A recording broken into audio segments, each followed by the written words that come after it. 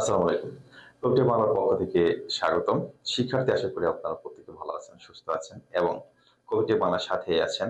আপনারা যারা ২০২৫ সালে নবম শ্রেণীতে সমাপনী পরীক্ষা দেওয়ার জন্য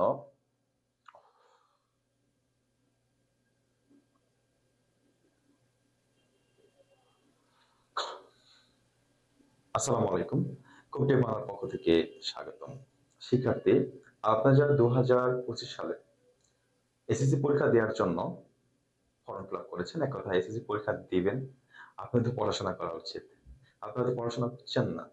আপনাদের কমেন্ট, আপনাদের আমার যে চ্যানেলে আপনারা যারা আছেন ২০২৫ সালে পরীক্ষার্থীদের জন্য পরীক্ষা দিবেন এরকম স্টুডেন্ট যারা আছে, আপনারা ভিডিওগুলো দেখছেন না ঠিকমতো, তার মানে আপনারা পড়াশোনা করছেন না। শিক্ষার্থী, কবিটেক বাংলার ছাড়া, কবিটেক বাংলার সাজেশন ছাড়া, কবিটেক বাংলার বেসিক ক্লাস ছাড়া যদি আপনি পড়াশোনা করেন, রেজাল্ট কেমন হবে সেটা তো জানেন। আপনারা নবম শ্রেণীতে পরীক্ষা দিয়েছেন ২০২৩ সালে। সে সময় কিভাবে আপনাদেরকে হেল্প করেছিলাম, কিভাবে কবিটেক বাংলা আপনাদের সাথে ছিল সেটা তো জানেন। সেক্ষেত্রে আপনারা যখন পড়াশোনা করবেন আমি কিন্তু বুঝতে পারবো যে আপনারা পড়াশোনা করছেন। তো এখন হয়তোবা পড়াশোনা শুরু করেন নাই। আমার মতে আপনি পড়াশোনা শুরু করা উচিত। যে যখন দেখছেন পরবর্তী যে ভিডিওগুলো আছে বা এর আগের যে ভিডিওগুলো আপনাদের ২৫ সেশনের জন্য দিয়েছি, ২৫ সালের জন্য আপনারা ভিডিওগুলো দেখেন, সাজেশন গুলো নেন, বেসিক ক্লাসটা করেন। এখন যে ক্লাসগুলো করছি সেগুলো করেন, ইনশাআল্লাহ এ প্লাস পাবেন। দেখেন, এ প্লাস পাওয়ার জন্য আ আ ফিজিক্স, কেমিস্ট্রি, ম্যাথ ৩ টা সাবজেক্ট ভালো করা খুবই জরুরি। কারণ এই ৩ টা সাবজেক্টেই এ প্লাস ছুটে যায়।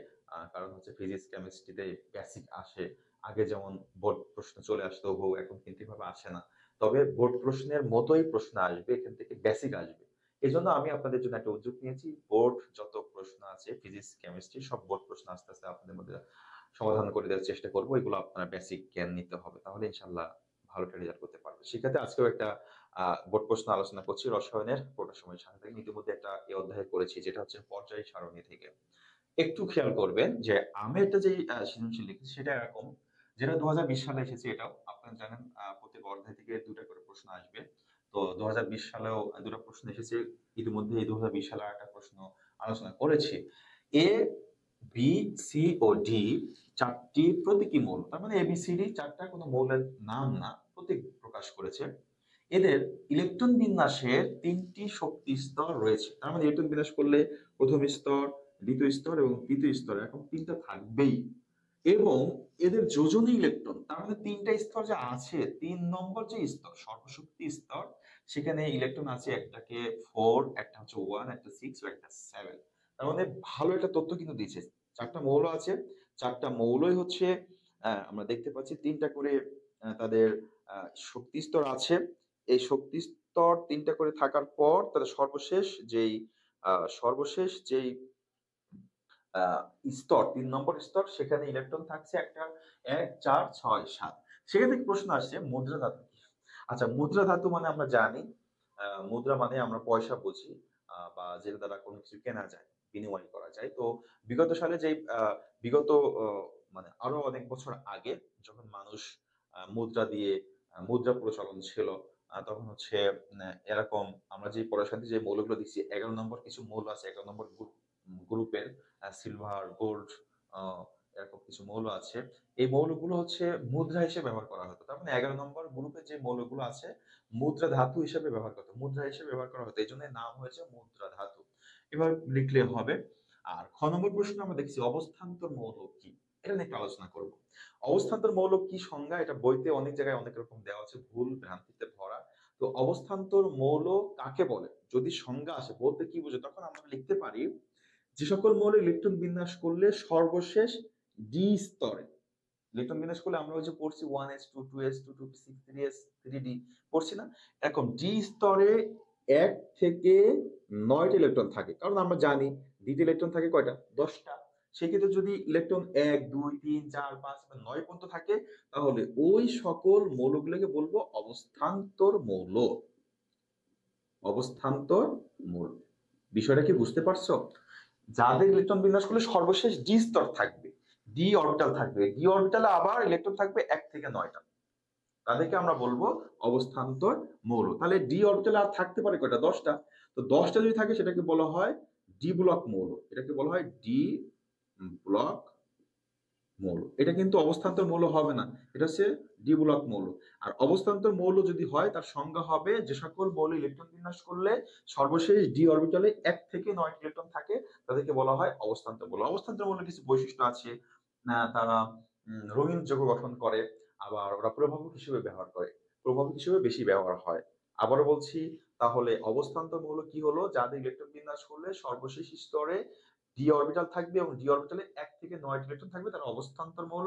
অবস্থান্তর মৌলগুলো সাধারণত প্রভাবক হিসেবে কাজ করে এবং আহ, আহ, রঙিন যৌগ গঠন করে। ওকে, এরপর এটা হচ্ছে 2 নম্বর প্রশ্ন, মনে রাখবে। 3 নম্বর যে প্রশ্ন মানে গ নম্বর যে প্রশ্নটা আছে সেটা আমরা দেখতে পাচ্ছি, উদ্দীপকের কোন মৌলটি আকার সবচেয়ে ছোট ব্যাখ্যা করো অথবা সবচেয়ে বড়, এক কথায় আকৃতি ব্যাখ্যা করো। এই প্রশ্নটাও তোমাকে 1000% শিখতে হবে। উদ্দীপকের কোন মৌলটি সবচেয়ে ছোট? তো ছোট হইতে গেলে সবগুলো আকার তো তোমার জানতে হবে, তারপরে তুমি বুঝবা কে বড় কে ছোট। এই কে বড় কে ছোট হলে তোমাকে ইলেকট্রন বিন্যাস করতে হবে ডায়াগ্রামের মাধ্যমে। যেহেতু মৌল আছে 4টা, এ বি সি ডি, এবং 4টা মৌল একটু খেয়াল করো, প্রথম স্তর, দ্বিতীয় স্তর, তৃতীয় স্তর, প্রথম স্তর, দ্বিতীয় স্তর, তৃতীয় স্তর, প্রথম স্তর, দ্বিতীয় স্তর, তৃতীয় স্তর, প্রথম স্তর, দ্বিতীয় স্তর, তৃতীয় স্তর, 3টা করে স্তর লিখছি। সর্বশেষ স্তরের ইলেকট্রন হচ্ছে একটা, দিলাম। সর্বশেষ স্তরের ইলেকট্রন হচ্ছে 4টা, দিলাম। সর্বশেষ স্তরের ইলেকট্রন হচ্ছে 6টা, দিলাম। সর্বশেষ স্তরের ইলেকট্রন হচ্ছে 7টা। বুঝতে পারছো এখন? ওই যে ওরা বলে দিছে প্রত্যেকটা 3টা করে স্তর থাকবে এবং যোজন ইলেকট্রন মানে সর্বশেষ স্তর। সেই ক্ষেত্রে বাইরের স্তরে একটি ইলেকট্রন, বাইরের স্তরে 4টি, বাইরের স্তরে 6টি, বাইরের স্তরে 7টি। তার মানে বাইরের স্তরে যে একটি ইলেকট্রন সে হচ্ছে এ, যার 4টি সে হচ্ছে বি, যার 6টা সে হচ্ছে সি এবং যার 7টা সে হচ্ছে ডি। তোমরা কি দেখতে পাচ্ছ? যারা ভিডিওটা দেখছো দেখো তো, সবচেয়ে বড় মনে হচ্ছে কার? এই যে চিত্রটা হলো, এ বড়, তার থেকে একটু ছোট, তার থেকে একটু ছোট, তার থেকে ছোট না? আমি কিন্তু ইচ্ছা করেই এবার ছোট করেছি। আসলে এই মৌলটা সবচেয়ে ছোট। কেন ছোট সেটা আমি এখন আলোচনা করছি। তাহলে এই মৌলর ইলেকট্রন কয়টা আছে দেখো তো? প্রথম স্তর থাকে হচ্ছে 2টা, পরের স্তরে 8টা, তাহলে করে গেল 10টা, আর বাইরে আছে একটা, 11টা। 11 মানে হচ্ছে সোডিয়াম। এখানে আছে দেখো কয়টা, 8 আর 8 আর 4, এই পর্যন্ত 10 আর 4 14, 14 আছে সিলিকন। অথবা তুমি যদি এভাবে নাম প্রকাশ না করতে পারো, নাম প্রকাশগুলো করলে তুমি জ্ঞানমূলক নাম্বার পাবা।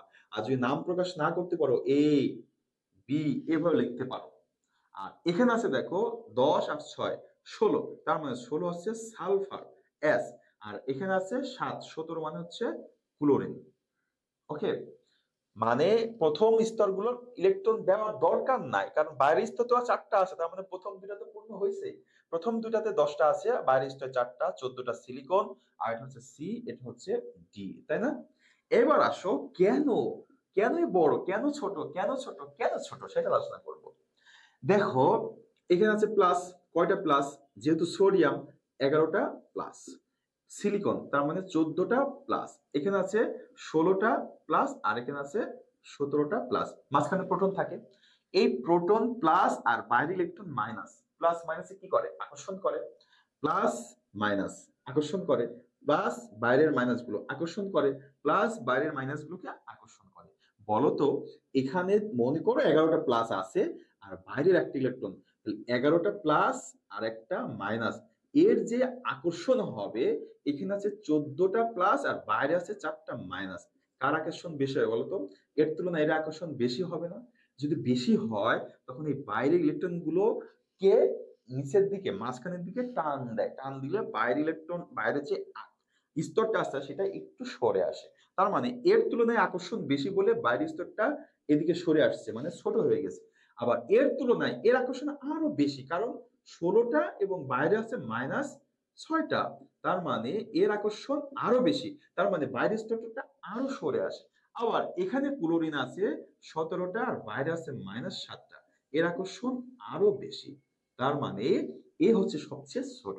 এখন কি বুঝতে পেরেছো যে মাঝখানের প্লাস প্রোটন বাইরের ইলেকট্রনকে আকর্ষণ করার কারণে এটা আস্তে আস্তে আকর্ষণ বাড়ছে, তার মানে সে ছোট হয়ে গেছে।